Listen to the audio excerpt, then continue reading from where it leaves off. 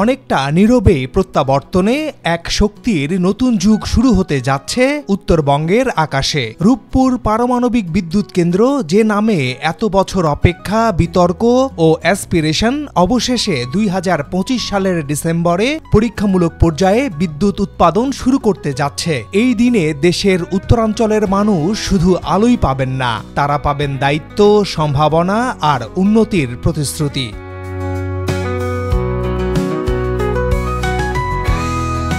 কত দূর এগোলো রূপপুর পারমাণবিক বিদ্যুৎ কেন্দ্রের কাজ? সঞ্চালন লাইনের অগ্রগতি কত দূর? এই বিদ্যুৎ কেন্দ্র কিভাবে বদলে দেবে উত্তরবঙ্গের চেহারা? বিস্তারিত তুলে ধরব এই প্রতিবেদনে।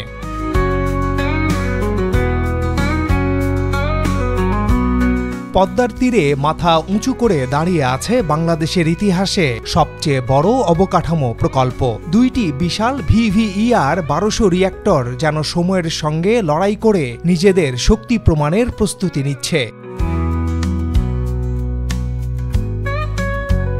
ইউনিট 1-এ ইতিমধ্যেই হট টেস্টিং শুরু হয়েছে। টারবাইন বসানো সম্পন্ন, স্ট্রিম পাইপলাইন থেকে শুরু করে ট্রান্সফরমারের ধ্বনি সবই ইঙ্গিত দিচ্ছে বিদ্যুতের স্রোত বইতে আর বেশি দেরি নেই। কিন্তু শুধু রিঅ্যাক্টর থাকলেই আলো জ্বলে না, আলো পৌঁছাতে হলে সঞ্চালন লাইন তৈরি করতে হয়। আর সেখানেই আজও রয়েছে মূল চ্যালেঞ্জ। সে প্রসঙ্গে একটু পরে আসব।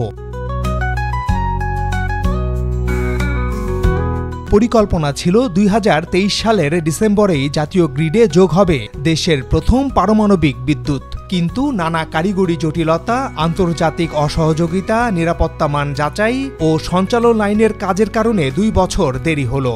এর মাধ্যমে বাংলাদেশ আনুষ্ঠানিকভাবে পারমাণবিক শক্তির শান্তিপূর্ণ ব্যবহারকারীর তালিকায় যুক্ত হচ্ছে। উত্তরবঙ্গের জন্য নতুন ভোর।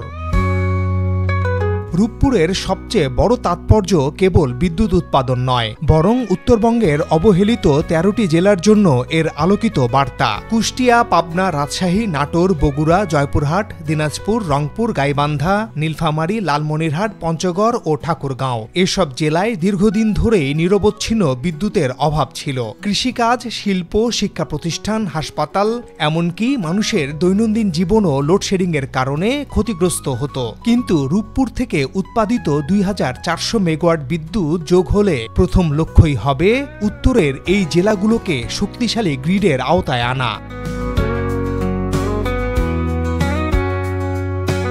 সঞ্চালন লাইনের অগ্রগতি।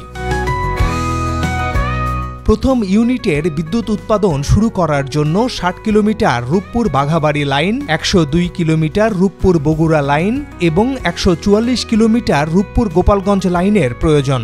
এর মধ্যে রূপপুর গোপালগঞ্জ লাইন চালু করতে হলে 2 কিলোমিটার পদ্মা নদী পারাপারের লাইন নির্মাণ করতে হবে। আর দ্বিতীয় ইউনিট চালু করতে হলে 147 কিলোমিটার রূপপুর ঢাকা বিদ্যুৎ লাইন চালু করতে হবে, যার মধ্যে বৃহত্তম 14 কিলোমিটার যমুনা নদী পারাপারের কাজ রয়েছে।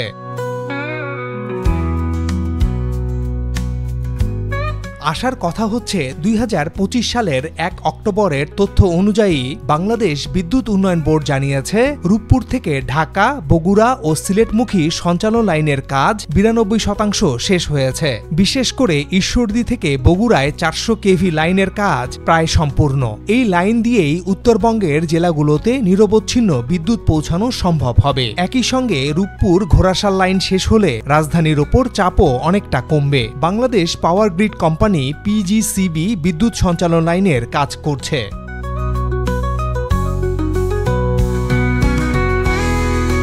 রূপপুরের সুফল পাওয়ায় এতদিন যে দেরি হয়েছে, এর মূলে ছিল সঞ্চালন লাইন সম্পন্ন না হওয়া। এই বিদ্যুৎ কেন্দ্রের প্রথম ইউনিট থেকে বিদ্যুৎ উৎপাদনের জন্য মূল জ্বালানি ইউরেনিয়াম বেশ আগেই রূপপুরে মজুত করা হয়েছে। সেগুলো ব্যবস্থাপনার কাজ করছে এদেশেরই প্রকৌশলী ও দক্ষ কর্মীরা। কিন্তু ভারতীয় অর্থায়নে সঞ্চালন লাইন তৈরিতেই শুরু হয় মূল সমস্যা। অর্থ ছাড়ে দেরি, নানা বাহানা আর সময় ক্ষেপণের কারণে প্রথম ইউনিটের পরীক্ষামূলক বিদ্যুৎ উৎপাদন শুরু করতে পারেনি রূপপুর।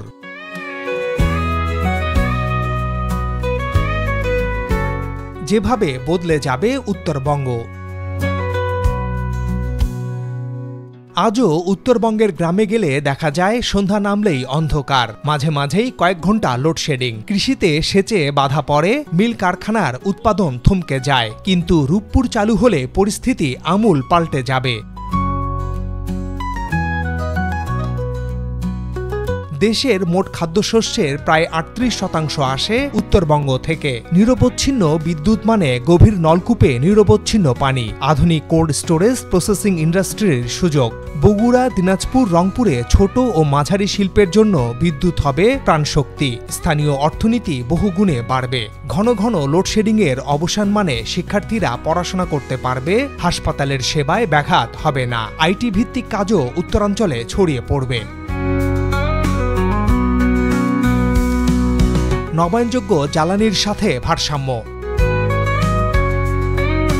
বাংলাদেশ ২০৪১ সালের মধ্যে নবায়নযোগ্য উৎস থেকে কমপক্ষে ৪০% বিদ্যুৎ উৎপাদনের লক্ষ্য নিয়েছে। ইতোমধ্যে সোলার ও উইন্ড পাওয়ারের একাধিক প্রকল্প শুরু হয়েছে। তবে নবায়নযোগ্য জ্বালানির সীমাবদ্ধতা হল এর অনিয়মিত উৎপাদন। সূর্য বা বাতাস সবসময় সমান থাকে না। সেখানে রূপপুর পারমাণবিক বিদ্যুৎ হবে এক প্রকার বেসলোড পাওয়ার, যা সার্বক্ষণিক নিরবচ্ছিন্ন সরবরাহ দেবে। অর্থাৎ নবায়নযোগ্য জ্বালানির বিস্তারের পথকে এটি আরও স্থিতিশীল করবে।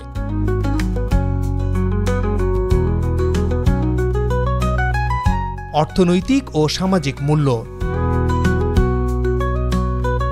রূপপুর প্রকল্পে বিনিয়োগের পরিমাণ প্রায় ১২.৬৫ বিলিয়ন মার্কিন ডলার, যার বড় অংশ এসেছে রাশিয়ার সহায়তায়। এত বিপুল অর্থ বিনিয়োগের পর যখন রিটার্ন আসা শুরু হবে, তখন এর প্রভাব হবে বহুস্তরীয়। বর্তমানে ডিজেল বা তেল চালিত বিদ্যুৎ উৎপাদনে ইউনিট প্রতি খরচ দাঁড়ায় ২৫ থেকে ৩০ টাকা পর্যন্ত। কয়লা ভিত্তিক বিদ্যুৎ ১২ থেকে ১৫ টাকা। কিন্তু রূপপুরে ইউনিট প্রতি গড় খরচ হবে প্রায় ৮ থেকে ১০ টাকা। ফলে সরকারের ভর্তুকি কমে যাবে। একই সাথে শিল্প খাত সাশ্রয়ী বিদ্যুৎ পাবে। উৎপাদন ব্যয় কমলে শিল্প কারখানার প্রতিযোগিতা বাড়বে। উত্তরাঞ্চলে কর্মসংস্থান সৃষ্টি হবে। মানুষের জীবনযাত্রার মান উন্নত হবে। শহর ও গ্রামাঞ্চলের বৈষম্য কিছুটা হলেও কমবে। উত্তরবঙ্গ ধীরে ধীরে পরিণত হবে একটি নতুন অর্থনৈতিক করিডোরে।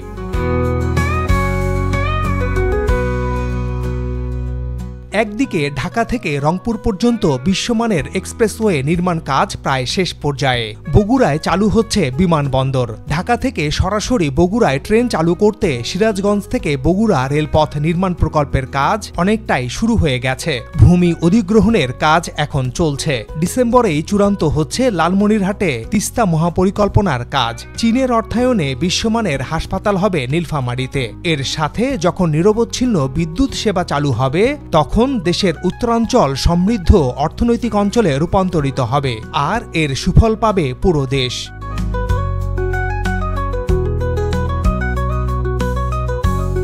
দর্শক, আপনারা কি ভাবছেন, কতটা বদলে যাচ্ছে উত্তরাঞ্চল? আমরা যদি উত্তরাঞ্চল নিয়ে প্রতিবেদন করতে চাই, তাহলে কোন জেলায় সবার আগে আমাদের যাওয়া দরকার বলে মনে করেন? মন্তব্য করে জানান। আজ এ পর্যন্তই। আবারও দেখা হবে নতুন কোনো প্রতিবেদনে। সাবস্ক্রাইব করে আমাদের সাথে থাকুন।